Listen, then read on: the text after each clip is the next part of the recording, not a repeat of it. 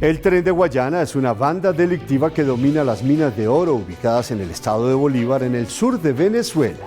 Según algunos expertos en seguridad, esa organización ilegal se ha convertido en una especie de juez de la maldad. Nuestra periodista Yasmín Velasco nos explica por qué ese tren no se descarrila. Por respeto a nuestros televidentes, no mostramos las decapitaciones, desmembramientos y otras macabras formas de morir o ser castigada la ciudadanía en Bolívar, cada vez que el Tren de Guayana libera una brutal cacería cuando de obtener oro se trata.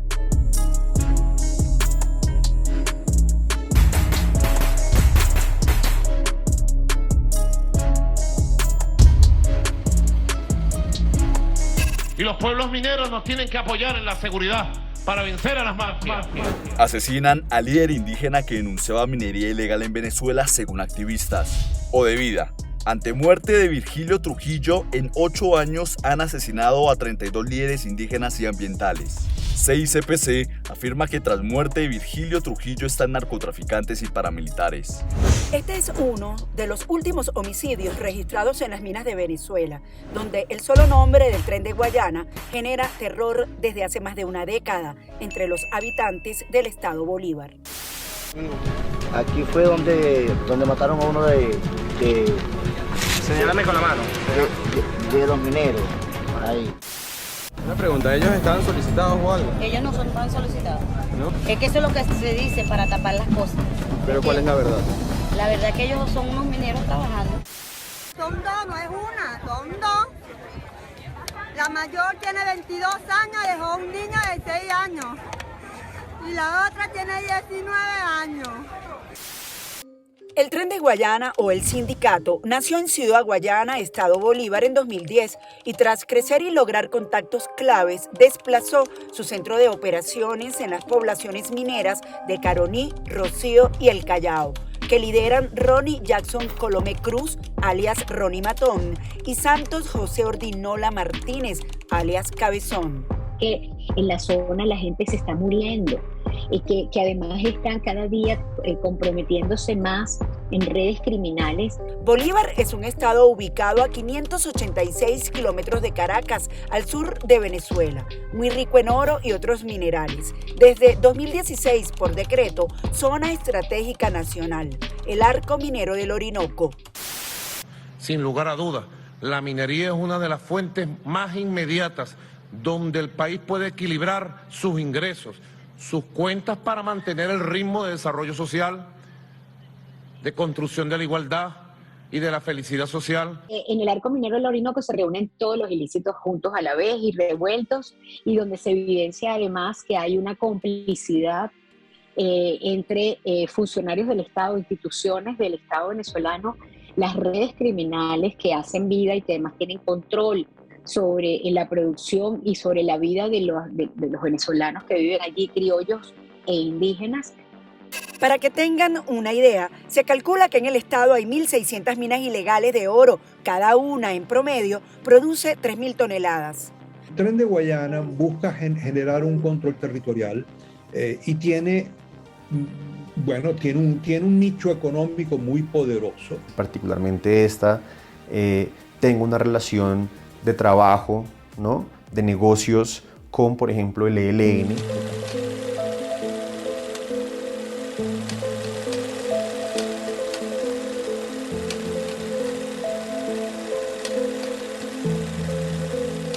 El Tren de Guayana es una poderosa organización criminal con alto poder de fuego. FAL, culata fija, AK-47, AR-15, ametralladoras, granadas, pistolas y revólveres. Que con 500 hombres en sus filas, además de oro, también trafica drogas, comete homicidios y extorsiones, conformando así un círculo perverso de rivalidades mortales y destrucción institucional. Mi nombre es Ricardo Andrés Figueroa Larma, sargento primero de la Academia Militar del Ejército. Vengo de trabajar con el Tren de Guayana, la cual me contrataron con un pago de $1.000 mensuales.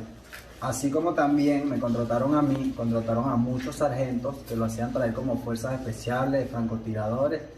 Terminaban muertos y no cobraban nada. Pero ¿quiénes son y qué alcance tiene el Tren de Guayana? Roberto Briceño León, director del Observatorio Venezolano de Violencia.